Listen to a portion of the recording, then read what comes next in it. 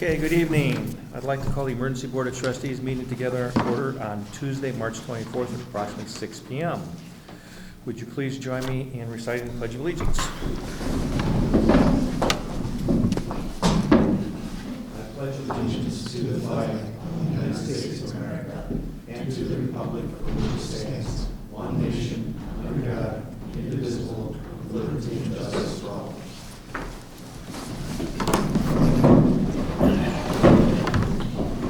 Roll call, please. Engel. Here. Here. Bertle. Here. Bell. Here. Duffy. Here. Adamco. Here. Here. Approval of the agenda as published. So moved. Second. All in favor? Aye. Opposed? New Village Board business. Item number 1, discussion regarding an update on the village's response to the COVID-19.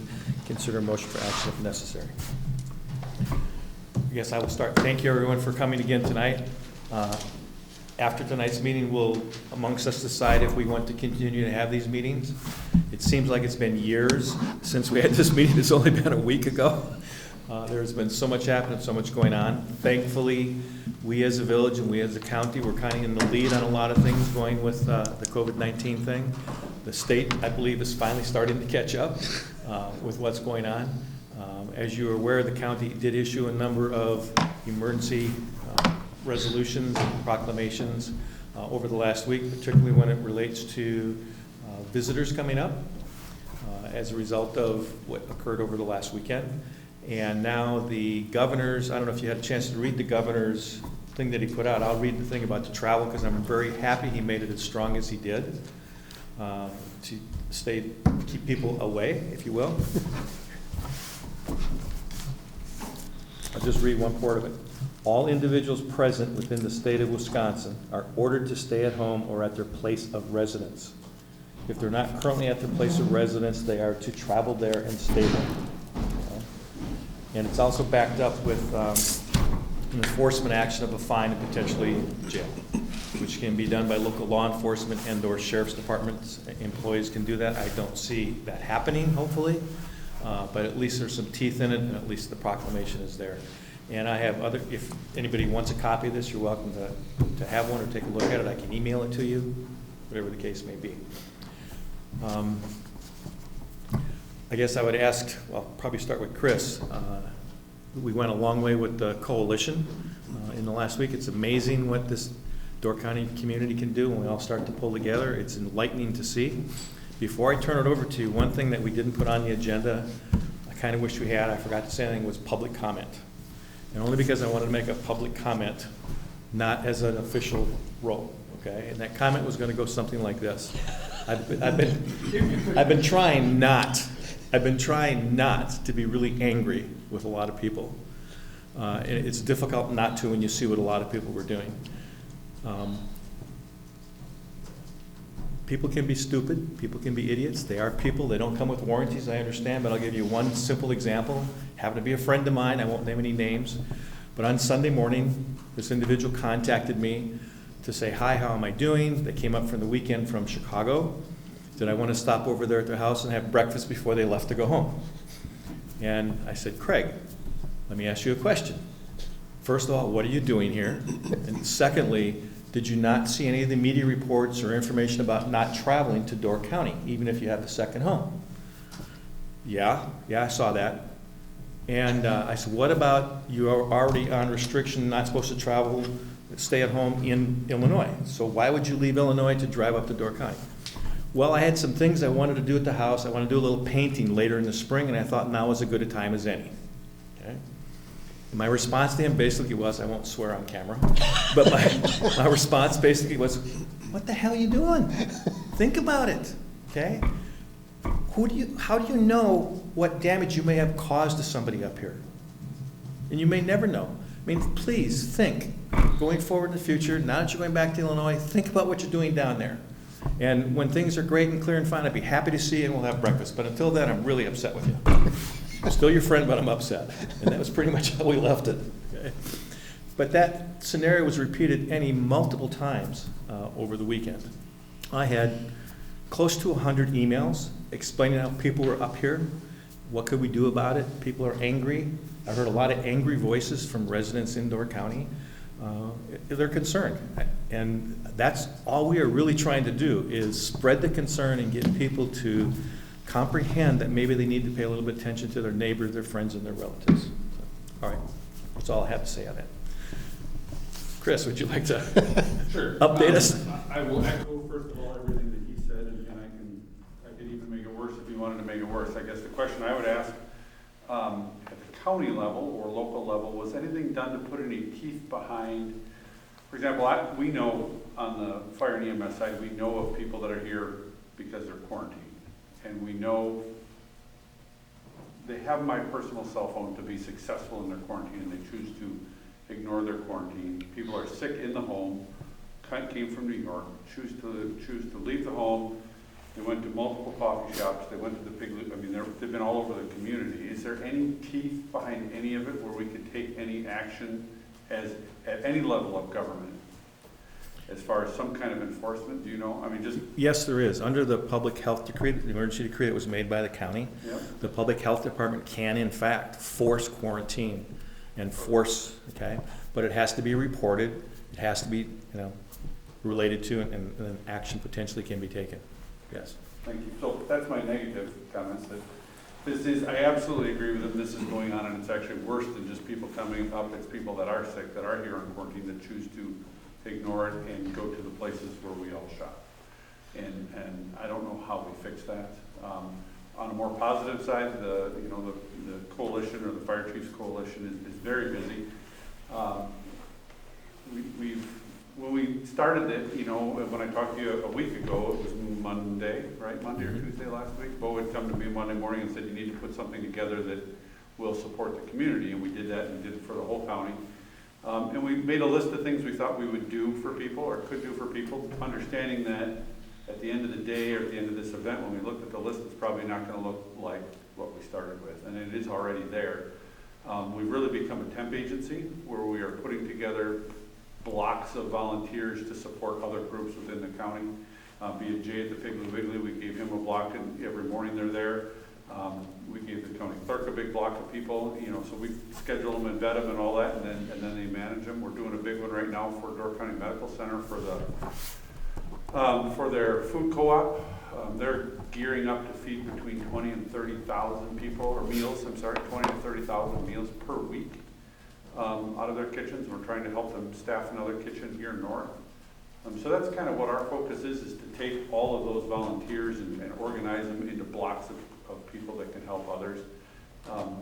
When we do that, like Jay at the Pig, we consider him a client as opposed to a customer, and then we also have lots of customers. It's not as busy as we thought it would be at the individual level. We're probably helping 8 or 10 people a day right now. But I think it's better to start slow and get the kinks worked out of it. We're working very hard to get decentralized. I don't think we'll get completely decentralized, but we're trying.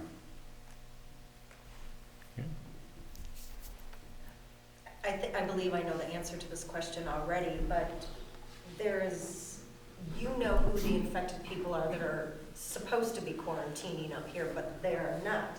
I mean, can no one else know who that is? So I don't necessarily know.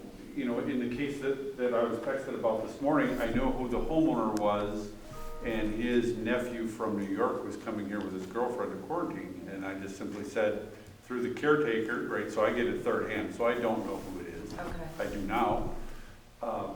And I just simply said, please give them my personal cell phone, and we will do everything we can to encourage them to be successful in completing their quarantine. And it's exactly, I think, what we talked about last week, is they're gonna get into day 10, feel fine, and go, I'm out of here, right? And he probably does feel fine, but the girlfriend's sick. Are they actually tested positive, or are they? I don't know that. We don't know that much. But she is sick. She's sick, but I don't know what she's sick with. Okay. Can't she go to medical facilities right now in Door County, get tested? She can. Answer this question right now. She can, but the overlying message of all of this is, if you are sick but able to stay home, stay home. I get that, but I'm saying we have this noted thing that's an unanswered question. Let's get them tested. You can't force them to take the test. Well, we can. Unless they're reported to suggested public strongly, health, right? Like- unless they're reported to public You can, health but it's department. like, right? I would love to get tested, I think we So- all would, but, Absolutely. but if they're actually sick and showing symptoms, I'm pretty sure they probably will get tested. They may. So maybe that should be the communication we say first off, hey, you're sick, you're from New York, go get tested. And then we worry about it.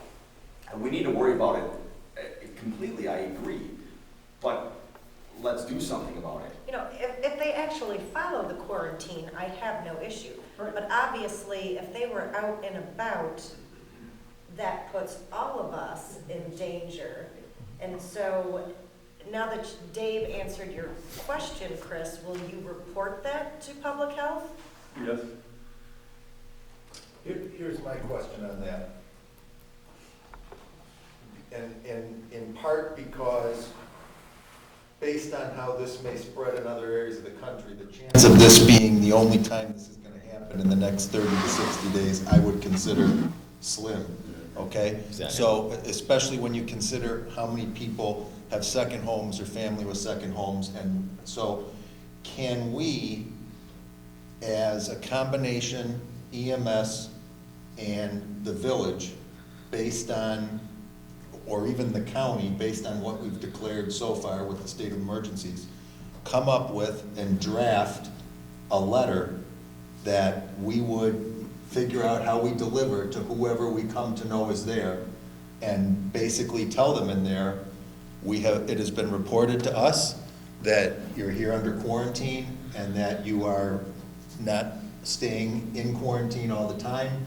The expectation is you're gonna stay in this house, and if you need to leave the house for medical care or whatever, let us know, but that you're not gonna be going around the community.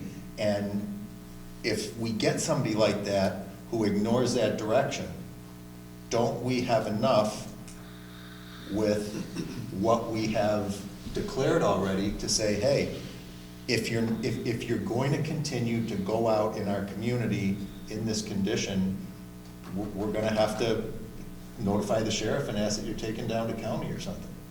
I'm just asking, because this is one of those things where, you know, I'm not trying to be too dramatic, and I'm not trying to be too, you know, a goose stepper on this, but at some point, we should have something in place that just makes somebody get it and say, you know what, we better just sit tight. So my response to that would be contact public health, because public health is the direct line to the enforcement side of things. Okay. If somebody's breaking quarantine, or they know they're sick or they're ill, okay, and they're not following the guidelines, public health can pretty much clamp down on it much easier than we could.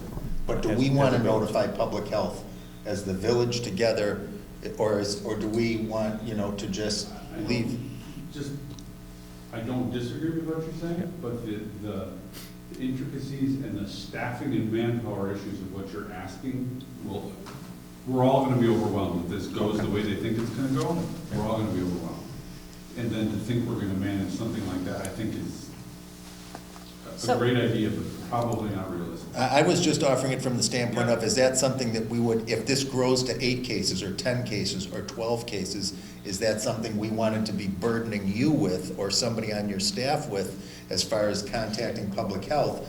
If we need you and your team doing all these other things, wouldn't it make more sense if this gets to be a crisis level, that we're not taking from your time and we can help by saying, county public health, here comes a letter, here comes the facts. Well, I would think if you found somebody that was in that situation, you wouldn't send a letter, you'd immediately pick up the phone and contact public health. Say, here's the Okay. situation, here's what we know, and you know, let them do the best they can. That leads me to think, why don't we do this right now? First, we can pick up the phone and encourage them to go get tested. They're sick, they're from out of state, they were in an area that was a hot spot. Can't we just pick up the phone and at least say, hey, we think you should go get I tested? think Chris agreed that he was gonna contact public health on Yeah. that particular one. Yeah. But I mean, not even this case, the next case, I agree with the protocol and enforcement, but before that, let's, use the Coconut Telegraph and talk closer to our neighbors, quicker. Chris, did you find out because of your position with the county, or the fire chief, or why I were found out you? my position as the fire department. A member of our fire department told me that, be advised, this is what's going to happen, somebody's coming here, and here's why. So it wasn't an official, No. okay, so this was a casual information. Right. So and I- this is a fluke then that we even know this? Well, I know of 3 of them. I only know of one that has chosen to not follow his quarantine. Okay. So if they are coming up here and quarantining, somebody is supposed to be notified?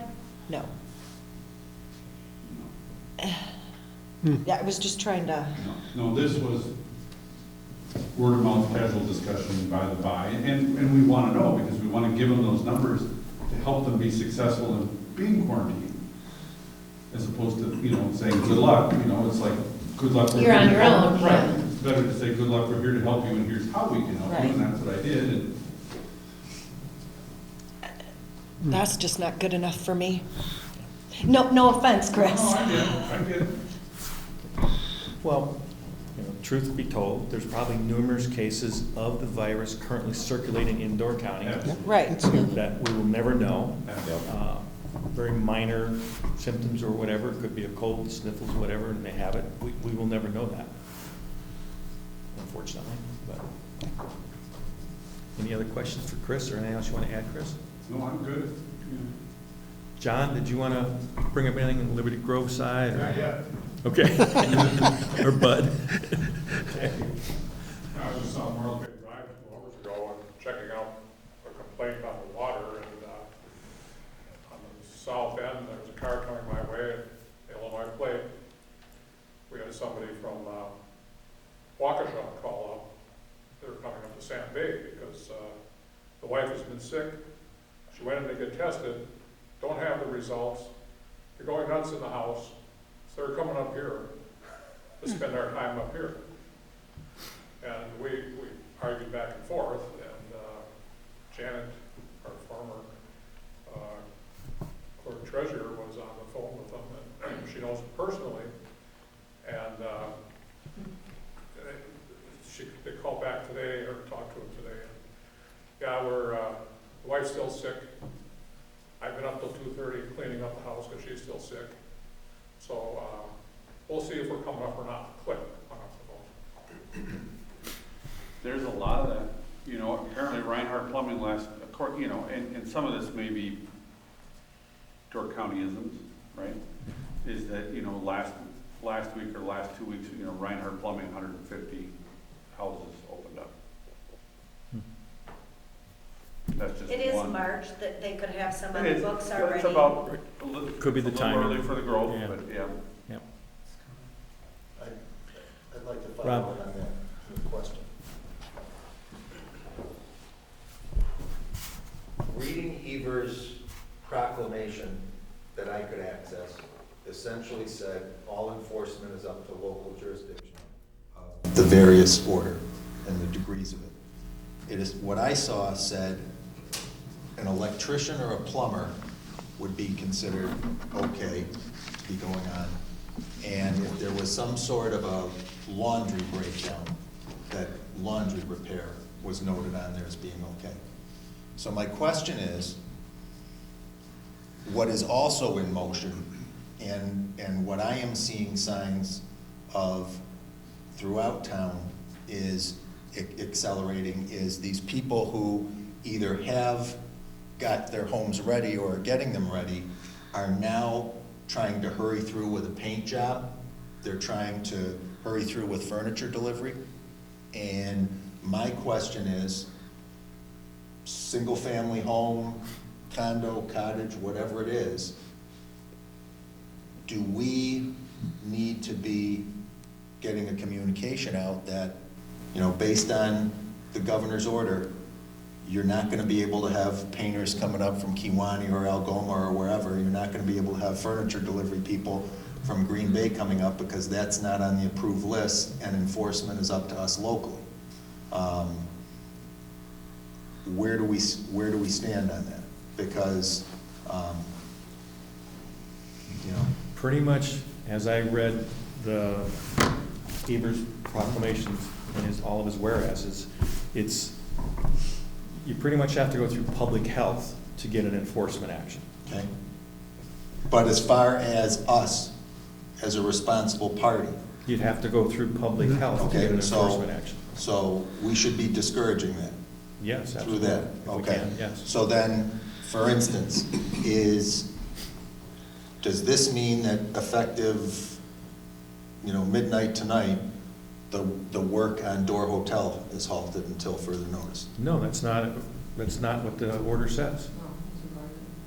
It's what? It's not part of it. It's not part of the order. Construction can go at it. So construction is allowed, and I didn't see that part, that's what I'm asking. Okay, so construction is allowed, okay, but certain standard general remodelings, paintings, that kind of stuff is not allowed.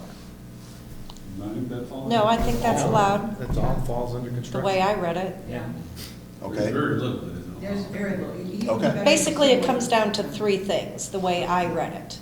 And that is bars and restaurants and just general retail.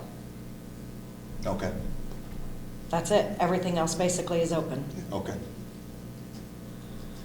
Well, offices and things like that, supposed to be working from home, supposed to be working, Right. teleworking, right. Hair salons and stuff like that. Yeah, that's kind of retail, or service, I suppose, service. Okay. I just lump them in with You can retail. get your tattoo. What? Okay. You can get your Tattoo, yeah.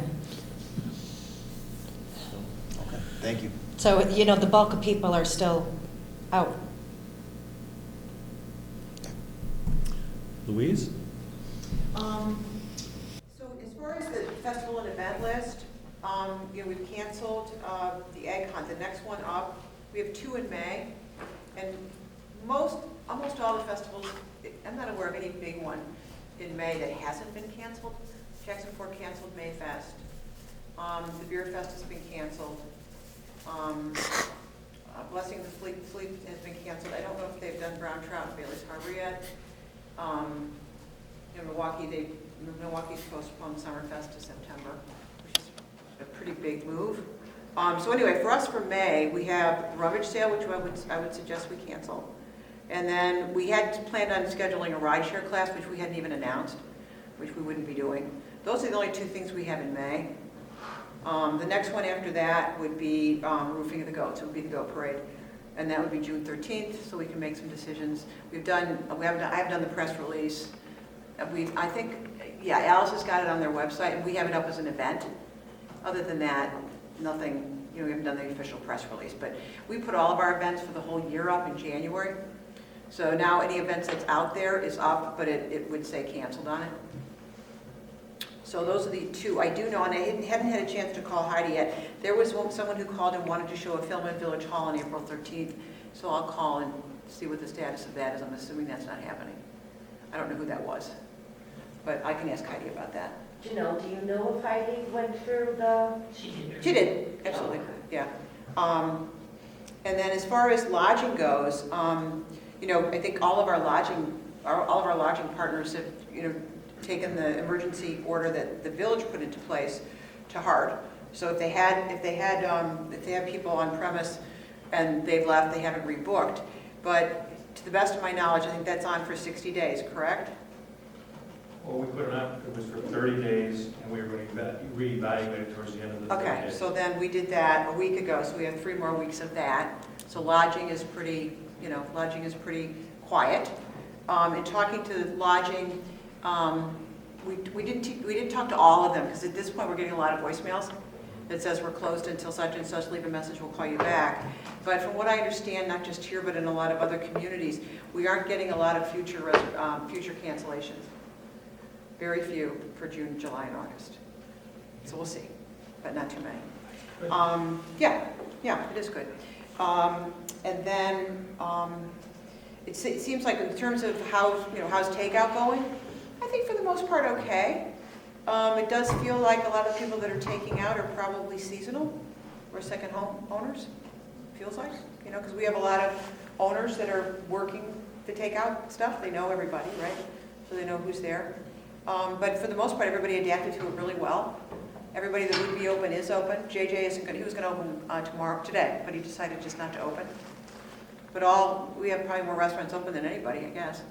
So we published updated hours after Governor Evers' announcement today, and to membership, so everybody knows what that is. Most businesses that would be in business just don't have lobby hours. So what's a little bit different is Lambert's, it doesn't have, you have to order and they'll bring it out to you. Ace, you order and they'll bring it out to you. Top Shelf, you order and bring it out to you. But places that, where tradesmen would go and things like that, they place the order and they'll bring it out. But everybody's compliant, everybody's, same with Ken at Sister Bay Automotive. But he'll close early if he's not getting much business. But again, he has people in there he's never seen before. So will the restaurants be able to continue takeout service now Yes. with this order? Uh-huh. Yes. Yeah, so for the most part, it's everybody else is in the same boat. We have a meeting with the coordinators every Wednesday. So we have a meeting again tomorrow, talk about messaging and, so the next step would be to, any kind of guidance we want to give to businesses that are contemplating open when they would normally open, which would be the first or second week in May. So what sort of guidance would we give them? We have a little bit of time, but only one business has reached out so far. You need to mention your cute video. Ugh.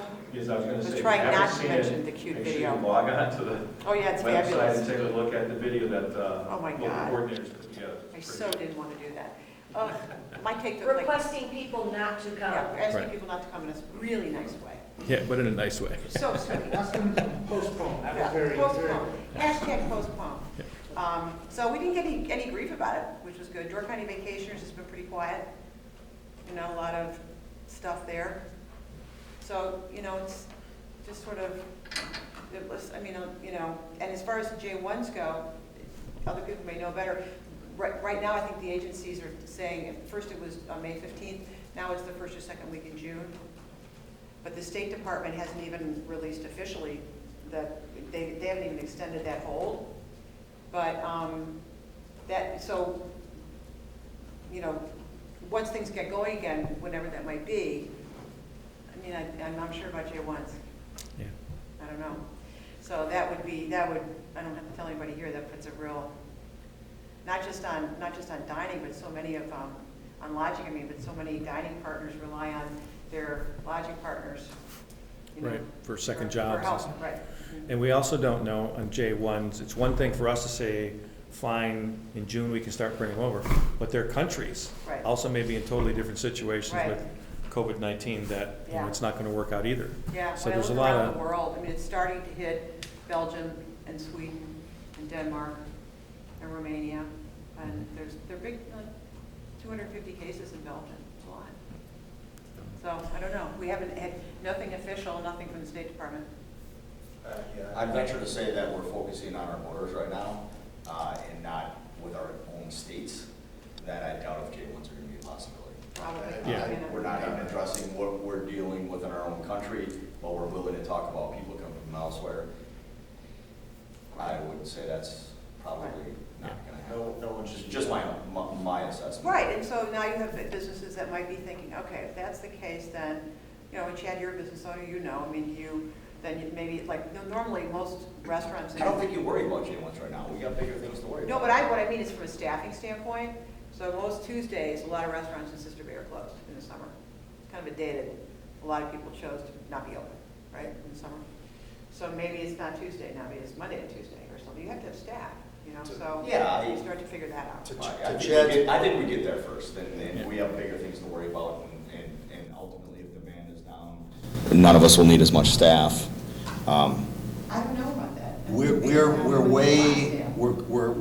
got too many big things going Yeah, on before I we agree. even think about summer. I mean, it's good to think about on the horizon. one at a time, please. Sorry. Go ahead, Okay, Rob. I would, it's way too early to even consider the J1s. It's, as Chad said, it's best that we just figure, you know what, if they happen to come, great, but don't count on them. As far as cancellation go, I can tell you, being the biggest property, standalone property in town, I've only had, other than all the spring break reservations that we canceled and refunded the deposits on, I've only had 5 reservations from June cancel so far, none from July forward through the year yet. All of the 5 that canceled were either pre-existing condition or lung issues where they were just being, you know, way proactive and saying, not gonna take a chance on anything. So to me, what's of a more significant concern to the village and to the county than thinking about J1s in the summer is for people who have been collecting deposits, for outfits that have begun to collect deposits for the coming season. In most instances, that money that comes through January, February, March timeframe, that's the money that's there to get you through the season, or up until the season, until things really get rolling in June or even July, okay? Most outfits don't get cash heavy until July, August, etc.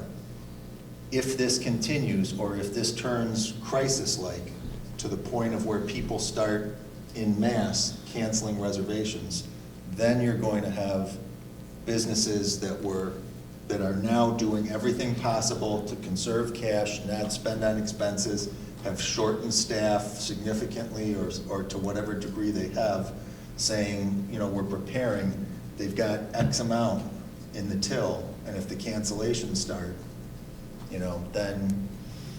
You do what the airlines do, you give a credit till next year. Yeah. You know. No, I'm just Okay, saying. we're not gonna solve the business issues. That would be businesses. the next thing that I would see as the. Any other questions, Louise? Jay, good evening. Still got a little bit of toilet paper. Not too much, just a little. We're doing great, you know, with the help of Chris, and my daughter Lauren has really spearheaded everything, and she's working great with Chris and his people, and we're getting about 11 to 15 orders a day from Scanned, so it's working out good. We started our curbside yesterday, and we're getting a lot more there also. I did make flyers out that we're handing out to older people so they realize that they can call in, because we do have volunteers now that are manning some phones at the store, you know, so I told them that I would really rather you call in and give us your order, and we'll fulfill it and, you know, either deliver it to you or we'll have it curbside pickup. So hopefully that'll take off a little more. Our senior citizen hours went over too good. You know, it was like a big social gathering. So I called up Chris and you know, I'm hoping tomorrow we can get a few people in there from 9 to 11. We got to teach our older people, you know, because they were shaking hands and hugging, you know, and it's like, okay, people, we can't have this, you know, and it was a summer day. I mean, a summer morning when everybody just came in. So I'm hoping that was just the first one, and I'm hoping that it levels out a little bit, which I think between Chris and I talking, I think it will, you know. Food-wise, we're in okay to decent shape. You know, I just got my truckload in today, which was only 5 hours late, which is very good. Friday night, it was supposed to be at our store at 10 o'clock in the morning. Friday night, it got there at midnight. So, it's pretty decent. The only thing that if anybody has any access to or whatever is any kind of wipes or anything like that, people are asking for it. So I mean, if anybody knows where they are or whatever, please, we gotta direct them wherever. I did get some organic hand sanitizer that has been approved, that works very, very well, but it's only a little bottle and it's expensive. But I mean, if people want it, it's very good. It works, and it's a spray bottle, so you don't really waste it. You just spray it on and it's done.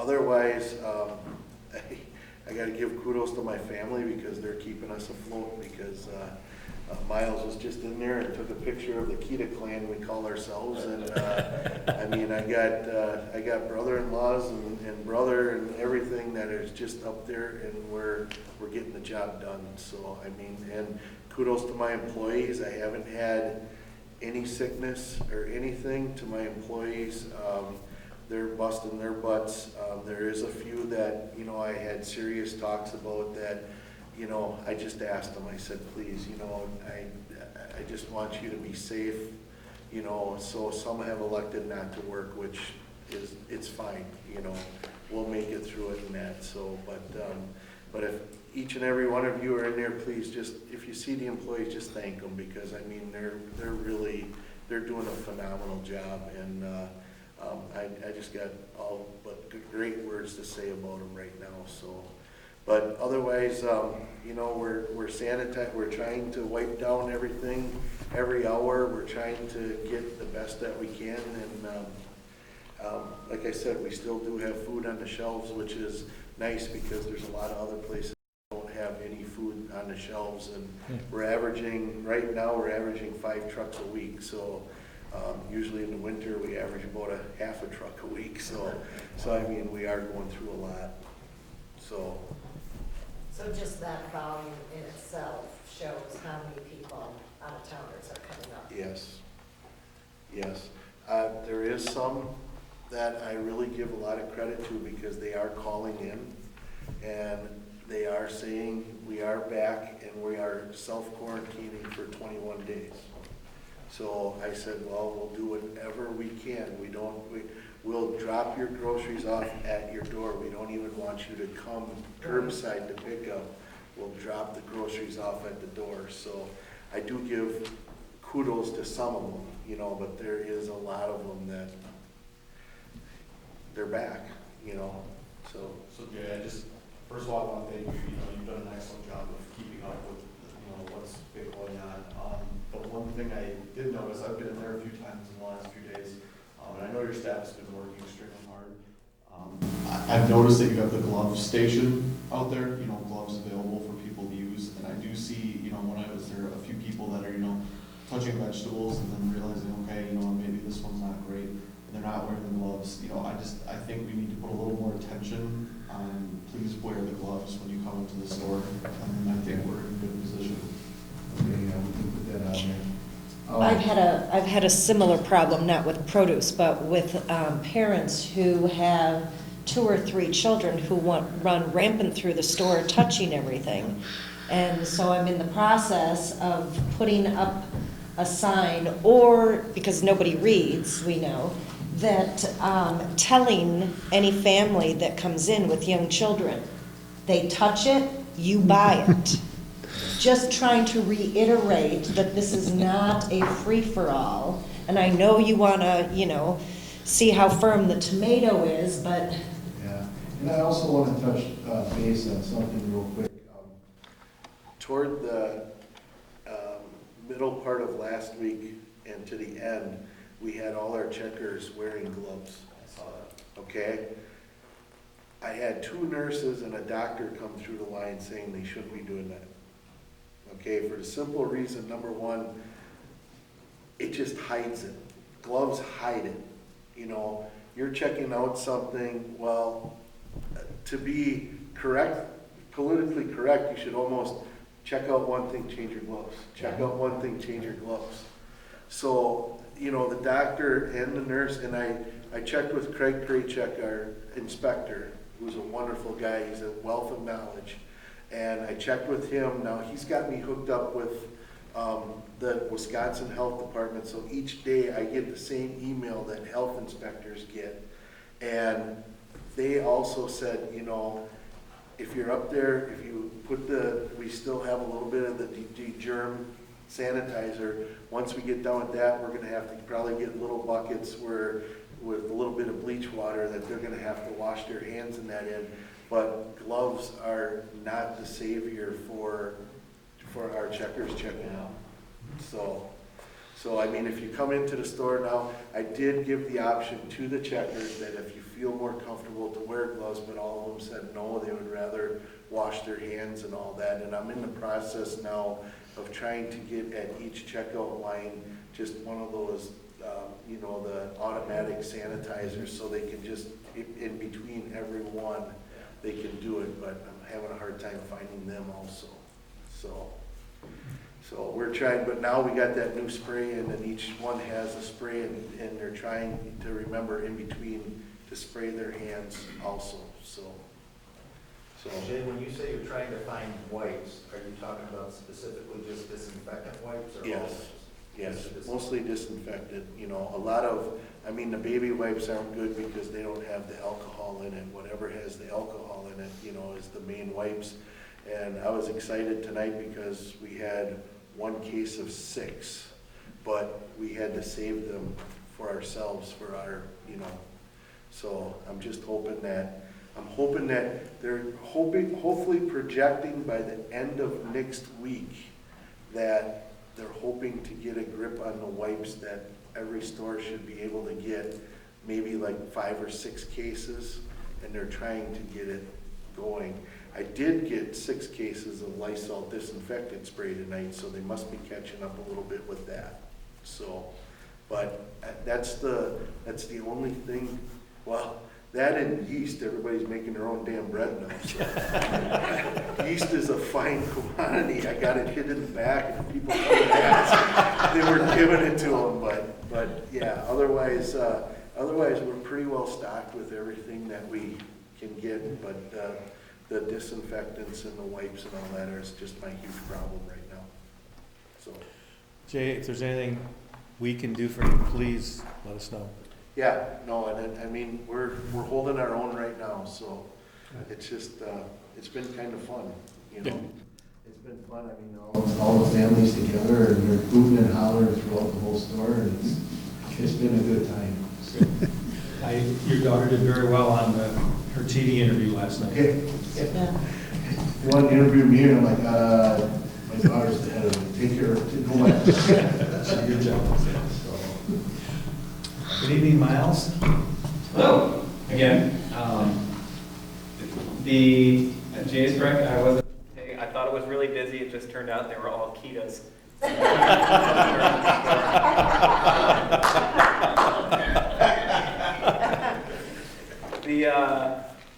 So one thing about the sanitizer, I did talk to Chris Rodel from Hatch Distillery today. They are converting, they got the approval to make hand sanitizer right now. His priority is going to be the medical center and Scan, which have both said like they're about a week out from really needing some. There's some interesting stuff on how it works though. He's getting some of the supplies. Obviously, he's got plenty of the alcohol. He does not. He's got some of the other ingredients, but those are tougher to come by now. Everyone's trying to buy them up, and even like the bottles to put it in, the little dispensers are tough to come by. But he might be somebody to talk to if he's able to produce more, if someone needs it. It will be handcrafted vodka with Door County honey hand sanitizer in there, so. So you can drink it? Yeah, well, if you're desperate. We all know some people. We've been trying to do daily podcasts with Pulse just to try and update people, and it seems like those have been getting tons of listens, and a lot of people have found those helpful, so hopefully that's keeping people updated on where we're at. I do one thing for you, Chris. I mean, my hunch is that once you get a single positive test in Door County, that's when you're going to have some of that fear. Because right now you see a lot of, especially older folks, going up and shopping for their own groceries and doing their pickup at Main Street or the Pig when I've been around. But I do wonder, once you do get so much as one positive up here, how many people start to call that hotline. Right. And yeah, just the feedback that we sent the Pulse to every mailbox in the county last week, just in hopes of helping people all get on the same page to some degree. And we'll do that again this week. I don't know how long we can keep doing that. Like everybody else has seen, there's not a lot to advertise. Not a lot of stuff to advertise, really. But a lot of questions I've gotten personally, and then also coming into our Pulse account of people who hey, can we come up there? Is that serious? Is that really something, like, they don't want us there? So, on the plus side, at least people are asking the question. At least it may seem like nobody's paying attention, but I personally know several people who have stayed home because of those announcements and the statements that have been put out. So if we think it's bad now with the number of people coming up, like I would say that it might be, you might have twice as many people if you hadn't made those statements and made that message. And also from what you guys did last week to now, I think that sent a message to the rest of the county. And you saw them all like fall like down, some slower than others, but I think that message was heard. Nice to see Sister Bay lead on that. And if anyone wants to listen, Dave was a guest on our podcast today talking about it. So, well, thank you for all the media that you've given the whole subject of COVID-19, not just for Sister Bay, but for all of the county. And we've been fortunate over the last week. We have got a lot of media coverage.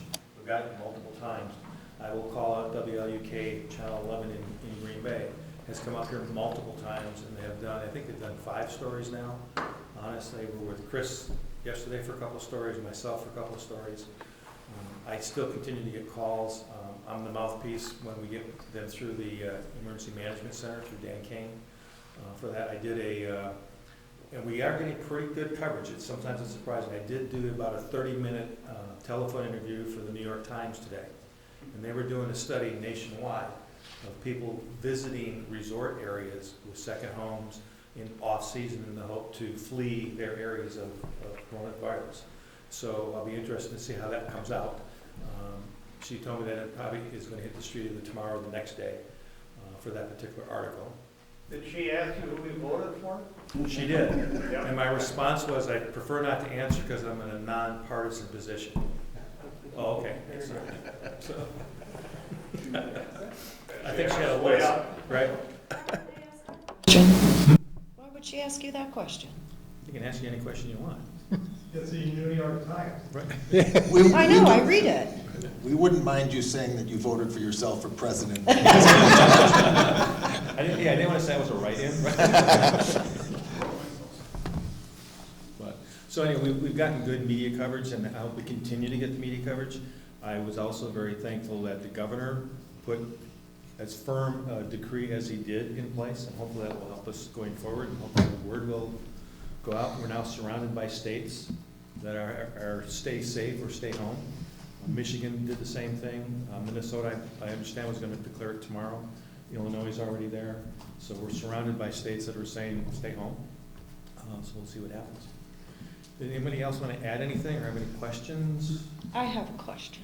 Please. As silly as it may seem, if anybody has some advice, and I would think that it would apply to the few businesses that are open, the Pig, the gas stations, when you have somebody come in every day for the same thing.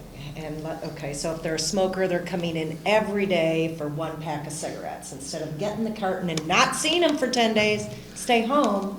How, or for their instant scratch tickets. And it's like, Denise, I gave you that advice earlier. Just be I want rude. other people's advice. Be rude. I'm And tell them not to come in. I am so rude already. I know, that's why I don't understand why this is a challenge for you. Just say, I'm not gonna sell you scratch offs, go home. Like, just be blunt. You have to. Coughing on them, that's good, Nate. On how to, and these are the regulars, these are the locals, this is all of our year-round business. How do you get that message through? Bo just said he was in the Pig multiple times this week.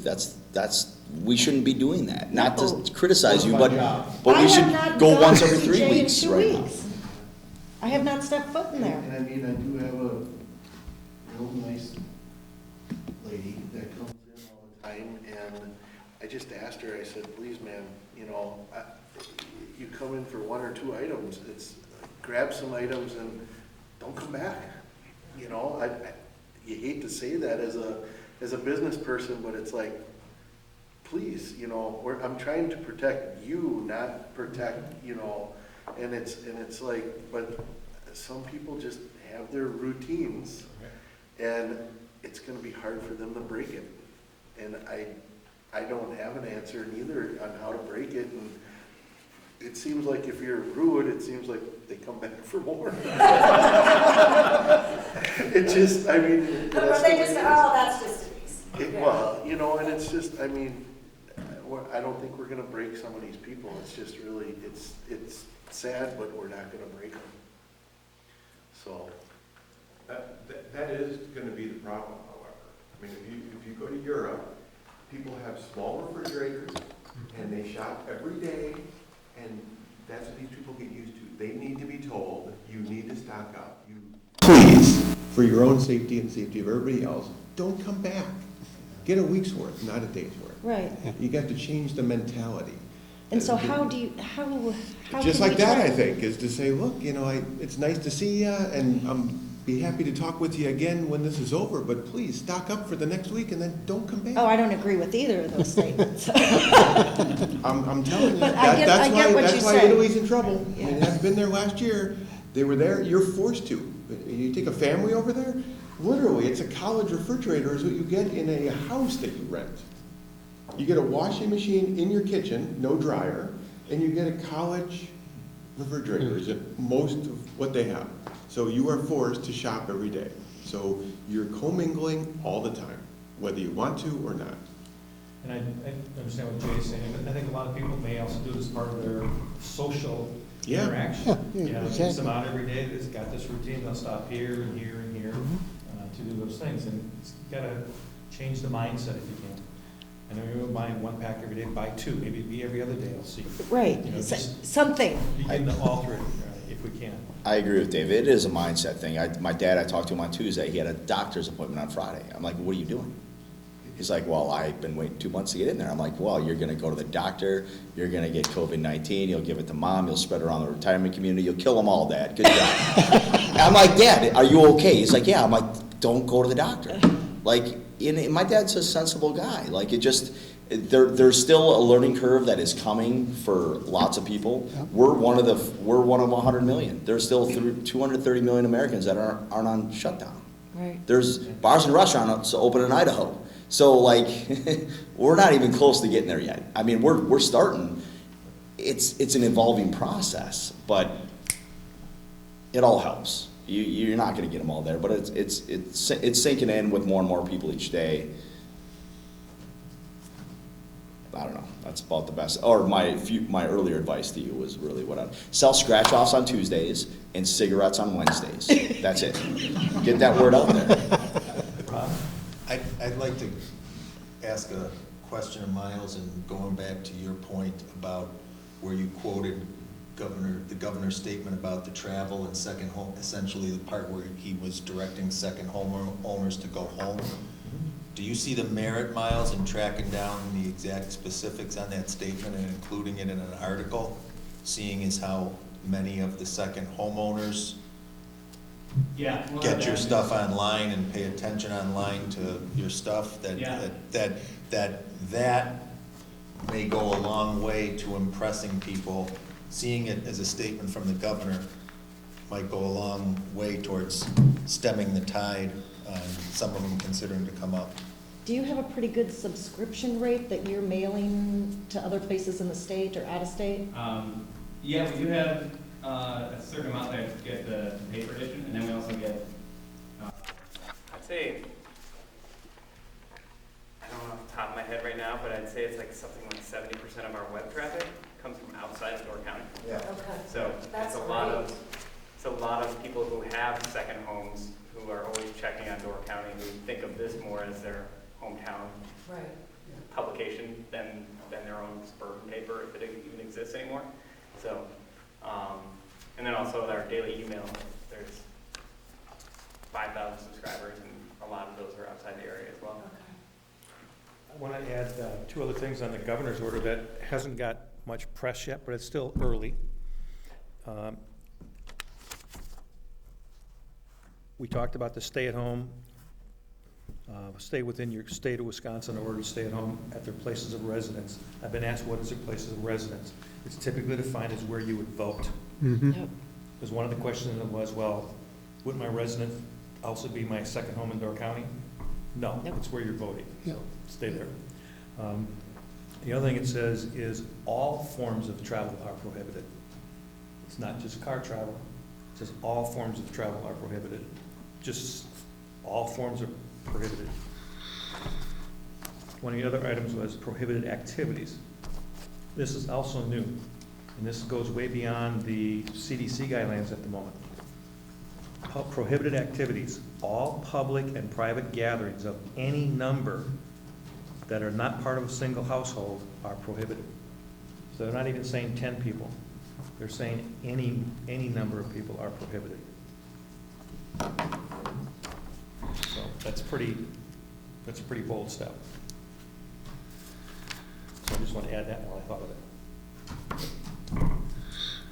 it.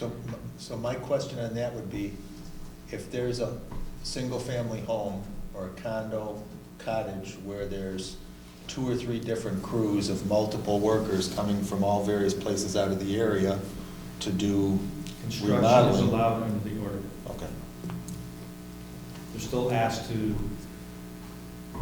keep Okay. their space, keep their distance, kind of thing, but construction is allowed. Okay. I don't have anything else. Anybody else in the group out here have anything? Do you find this helpful? Should we do this again next week? To keep ourselves abreast. I'm not trying to over-meet, but I thought tonight was good. We got a lot of information out. It's good for us to understand the community so we get asked questions I think it's a good idea. to do that. Yep. Okay. A lot changes in a week. Right. Yeah, for sure, exactly. Yeah. It certainly does. Yep.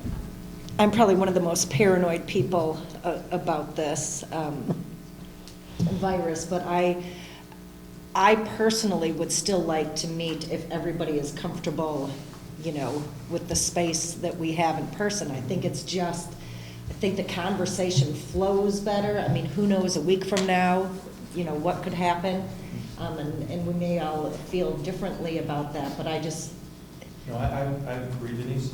I know they're waiting, the state is supposed to be putting out some guidance about public attendance at meetings like this. We really can't, quote, close it off to the public. We still have to have some facility for the public to engage. And after the fact video is not good enough as of this moment, but they are coming up with additional guidance. Potentially you could stream it. I don't know what the streaming capabilities are under this. But you may also have to move to a larger facility to allow for public. Not that we normally get that much public, but just something that we're gonna have to consider as part of the process. If there's nothing else. So do you have the head on schedule, do you want to meet next Tuesday again at Yes. 6? That's good. In here in the village hall? John, we are using I'm going to call it an app, but our meetings are now done through a video and audio transmission. Okay. And basically anybody in the public that wants to tune in on that meeting will get a number and an ID code, and they can do that. And you can tap in, and it's live streaming what you're doing? Yes. Okay. But you have to have internet, and of course, we have a problem. Yes, right. Right. Bull, will you contact John, see what they're doing? Yeah, I also have something set up. Okay. The Village of Egg Harbor uses this, and I jumped in on their meetings, Okay. all of it. It's called Zoom, and it's video and audio streaming, but you can also call in. So if you don't have internet, you can use your phone. And then the administrator on the line can determine who's muted, who's unmuted, who can talk, who can't talk. There's also a messaging system, and I think it's good because we can have up to 300 seats available at one meeting.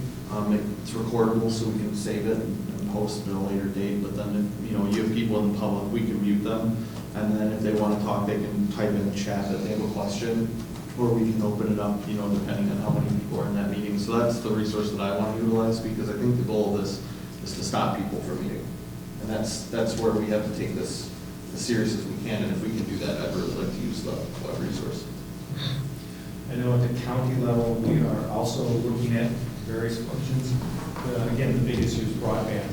At our next county board meeting, which is next Tuesday, we are going to experiment with an online live present meeting. And we are going to have county supervisors in different meeting rooms or conference rooms around the building. I'll be live on the computer. I'll be in the main room, probably Jill and 3 or 4 other supervisors. And we'll also have that space available probably at KDRC or other areas in the building that the public can attend. They'll also be given numbers, like you said, where they can dial into it and do it that way. One of the issues that hasn't been resolved yet, and it looks like it's not, it looks like the election is not going to change. They may allow a last minute mail voting. They're still trying to do absentee ballots as much as possible. And of course, the coalition is helping greatly with that. Do you know how that's going, by the way? Has there been much? Okay. I don't know. I know that when I talked to Jill on Sunday, we talked all weekend, she had several people lined up waiting for help. So there is some demand. One of the issues with the vote is the April election is when all local officials throughout the county, not the county, but throughout the state are elected. And by statute, by the 21st of April, you have to have a new board in place and the rules of order approved and everything else. And if they delay the election, unless they suspend statutes, as of April 20th, no elected official exists within any municipalities throughout the state. So I think Governor Evers has been trying to make sure that that happens. I understand he's also being pushed by several groups to try and delay the election. He's trying not to do that. What they're claiming is, they hope that they don't end up with a report. I guess what they're trying to claim is that not enough people are going to be able to vote, and they need to extend registration, they need to extend absentee voting time, they need to extend early voting if at all possible, and they need to come up with additional ways. And if they can't do that, that too many voters would not be given the opportunity to vote on the day that they would like to. So they're trying to make sure everybody has an opportunity to vote and that it's going to be a fair election. So that's going back to John. I will share with you that we have one of our supervisors who chose not to run again, getting very nervous that he was going to continue in the office.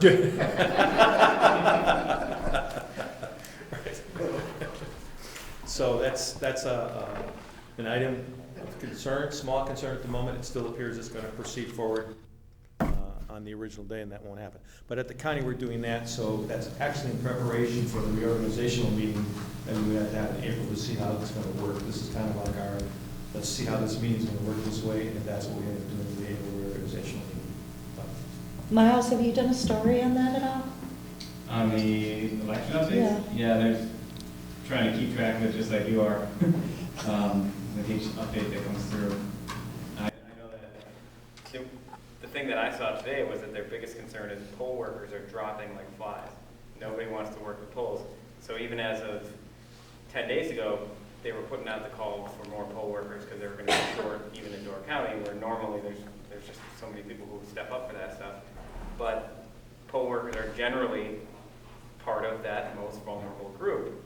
And so they're more desperate than ever and that's statewide. So that might be the biggest thing that causes them to do something different with the election, is just they've actually had sites drop out as polling sites around the state.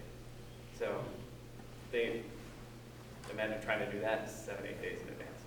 And I know there's a move to try and get high school students, college students to volunteer as poll workers. There's also there's a 12 or 13 point plan I saw that they're trying to look at. It may reduce the number of poll workers required. It reduce having to sign your name instead of having one from each side. Just have one poll worker be able to do it. So they're trying to come up with different ways of still making it happen, and hopefully it will go through its normal process as best it can, and we'll have it done on April 7th. We may not have all the results on April 7th because of all the absentee ballots and the mail-ins, but at least the vote will have occurred. Anything else, anybody? No. If not, we'll motion to adjourn. So moved. Second? All in favor? Aye. Thank you, everyone. Thanks, Appreciate yeah. your time and all your efforts. See you next week.